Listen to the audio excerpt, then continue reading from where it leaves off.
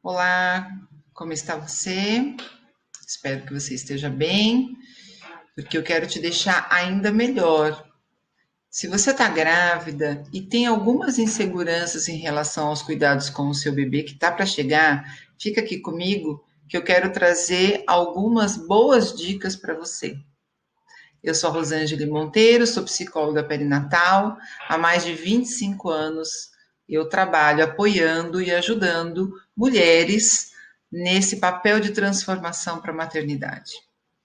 Bem, algumas situações que a natureza já nos proporciona, inclusive já no final da gestação, nos ajudam de alguma forma, ainda que só fisiologicamente, a manter uma relação com o nosso bebê, a nos vincularmos a ele. Quando um bebê nasce, teoricamente, a gente tem, por um lado, um bebê com um comportamento de ligação, que a gente chama, ele sabe instintivamente que ele precisa se ligar a alguém para sobreviver. Então, ele cola, literalmente, naquele adulto cuidador, que pode ser a mãe e pode ser outra pessoa, inclusive, né? A pessoa de referência, aquela pessoa que vai oferecer os cuidados neste começo da vida, os cuidados principais, os cuidados frequentes e recorrentes. Por outro lado, a gente tem a mãe que desde o final da gestação desenvolve na sua condição fisiológica o hormônio da ocitocina, que é conhecido como hormônio do amor. Esse hormônio, a finalidade dele, entre outras coisas, é nos ajudar nesta ligação com o bebê. Então, nós vamos ter, por conta da presença desse hormônio, uma certa condição ampliada. Veja bem, condição ampliada. Não estou dizendo que essa é uma garantia do vínculo e da qualidade do vínculo que essa mãe vai estabelecer com o seu bebê.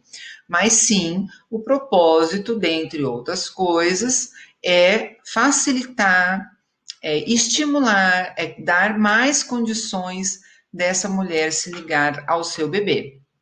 Por um lado, a gente tem um bebê louco para se ligar a alguém, e de outro lado, a gente tem uma mulher fisiologicamente com mais aparato para se ligar a este bebê na forma dos cuidados. Então, o bebê vai trazer as demandas de cuidados e a mãe vai prover esses cuidados. Então, o bebê vai chorar de fome e a mãe vai trazer então até ele o alimento, seja ele como for.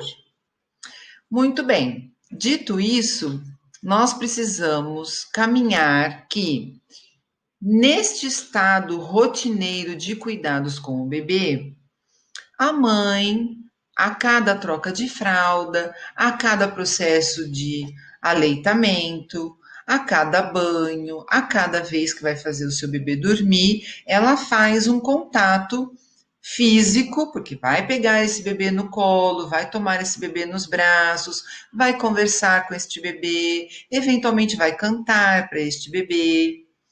Todas essas ações em direção ao bebê estabelecem, é como se fossem tijolinhos que a gente vai colocando na construção deste vínculo afetivo entre a mãe e o bebê. Então, não há nenhuma mágica necessária para que este comportamento culmine no vínculo propriamente. É uma série de comportamentos, uma série de situações repetidas rotineiramente que vão construir, vão dar a condição da construção desse vínculo afetivo. Há ainda algo muito interessante que acontece nessa vinculação, nessa dinâmica de vinculação entre a mãe e o bebê, que é o que a gente chama de ciclo de reciprocidade. Então, o bebê, ele inicia esse ciclo trazendo uma demanda. Então, ele está com a fralda suja e ele tem um desconforto, ele chora. A mãe escuta esse choro se sente convocada a cuidar deste bebê, ela vai em direção a ele e propõe algumas ações que eventualmente possam solucionar o desconforto do bebê. Às vezes, a mulher consegue fazer isso na primeira tentativa, na segunda, na terceira, vai depender de como ela já desenvolveu com este bebê esta relação, e eu vou falar disso já já. E aí o bebê, em algum momento, tem de fato a sua necessidade atendida. Quando isso acontece, o bebê para de chorar, o bebê se sente confortável, se sente seguro, se sente atendido e ele se reorganiza. Ele estabiliza a sua condição fisiológica, inclusive, então ele fica bem. Ele realmente se sente bem.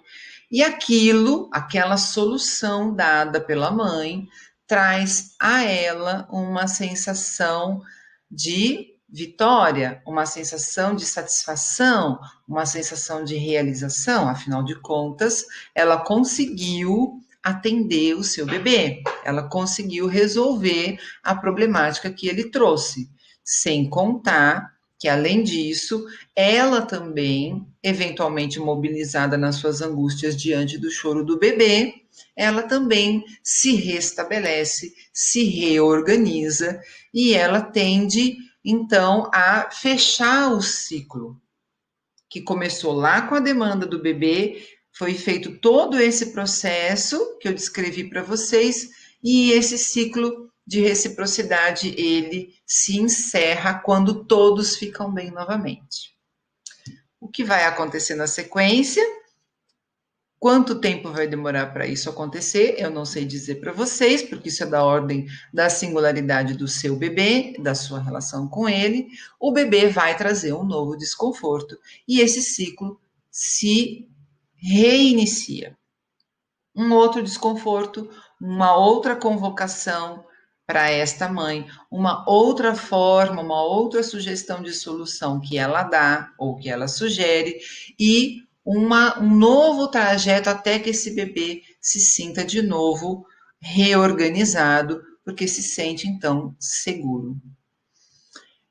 Essa descrição que eu fiz é de fato um componente, um elemento importante dessa dinâmica da construção do vínculo entre a mãe e o bebê. Porque o que é que acontece aí? À medida que o bebê nasce e ele se sente inseguro diante das demandas novas que chegaram para ele, ambientais, fisiológicas, do próprio funcionamento do corpinho dele, que ainda está em processo de amadurecimento, a gente tem também uma insegurança que cerca o bebê de uma certa forma muito angustiante, e isso traz para todos que estão no entorno do bebê uma certa forma de reação. Algumas mulheres se sentem tão convocadas nos seus medos que elas realmente têm mais dificuldades de fazer este processo de atendimento ao bebê. Por outro lado, nós podemos ter bebês um pouco mais demandantes naquilo que é a sua condição de ser saciado, de ser atendido, de se satisfazer. Alguns bebês se satisfazem num período de tempo, né? Digamos aqui, vamos pegar o tempo como um parâmetro. Alguns bebês se satisfazem, se reorganizam num espaço de tempo mais curto, outros bebês num espaço de tempo mais longo. Então vejam, essas nuances todas, essas singularidades todas de mãe e de bebê vão influenciar a cada processo de cuidado e vai influenciar, consequentemente, na relação afetiva que está se construindo ali. Por quê? A gente traz O bebê traz a sua demanda, porque ele está inseguro com alguma coisa, ele está com falta de alguma coisa, ele está com medo de alguma coisa, e tudo isso fica muito junto e misturado. E por outro lado, a gente tem uma mãe eventualmente mais confiante, eventualmente menos confiante, menos segura ou mais segura, e a maneira como esse pedido, né, é feito pelo bebê e o atendimento feito pela mãe, conforme isso vai acontecendo, essa relação vai se transformando numa relação segura, confiante, estável do ponto de vista afetivo. O que isso quer dizer? É como se o bebê dissesse assim para a gente: ah, eu posso confiar nela, ela me atende, ela fica devotada no meu atendimento, como se a gente pudesse dar aqui, né, construir frases no lugar do bebê. Então, ele vai fazendo uma compreensão que ainda não é cognitiva, porque o bebê não tem aparato psíquico para fazer essa compreensão cognitivamente, mas ele, à medida em que essas impressões vão sendo colocadas para ele, ele vai construindo uma relação de confiança e de segurança com a sua mãe. Isso quer dizer que a gente vai sempre acertar, vai ter que sempre acertar de primeira nesse atendimento ao bebê para que isso aconteça dessa forma segura? Não, é um processo. Então, vai ter um dia em que você vai trocar a fralda do seu bebê e você vai estar mais tensa, você tem as mãos mais tensas, e a gente vai falar sobre a importância do toque para o bebê e como o toque pode influenciar nessa construção dessa relação.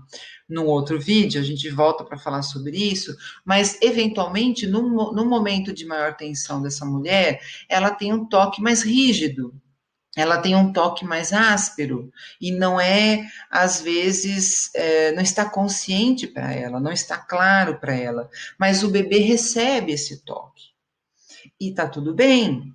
Por quê? Porque essa mulher vai se refazer, ela vai resolver a questão dela, ela vai se reorganizar e ela vai voltar a oferecer alguma forma de atendimento futura que seja então mais adequada, que seja mais reconfortante, que seja mais segura.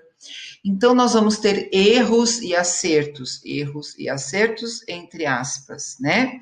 Nós vamos ter dias melhores e dias não tão bons, e isso vai influenciar a nossa relação com o nosso bebê, desde o nosso toque, ao tom de voz que a gente usa, ao que a gente fala, se a gente vai falar ou não, se a gente vai cantar ou não enquanto está trocando.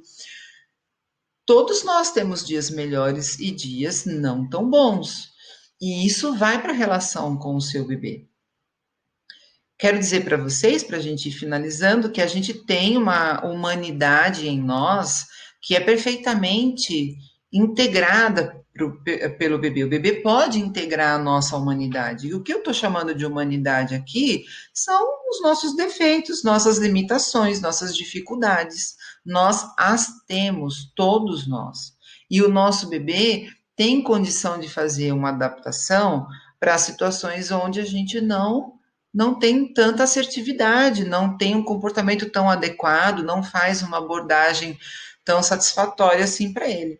Então, você vai se construir como mãe neste processo, dia após dia, banho após banho, troca após troca, e isso vai se transformar num lugar de maior segurança para você e para o seu bebê. É claro que para isso é importante que você tenha informação, como essas que eu estou dando aqui para você, é importante que você tenha apoio, é importante que você esteja também em condições mínimas para realizar essa tarefa. Mas eu volto aqui para falar com vocês sobre isso também.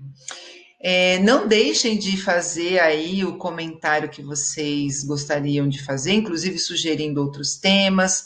Não esquece de dar um joinha se você gostou desse vídeo. Se você não está inscrita no canal, se inscreva, diga para suas amigas que tem alguém aqui muito dedicado a fazer esse tipo de orientação e de apoio às mulheres mães. Eu fico por aqui e espero vocês no próximo vídeo. Muito obrigada, até já.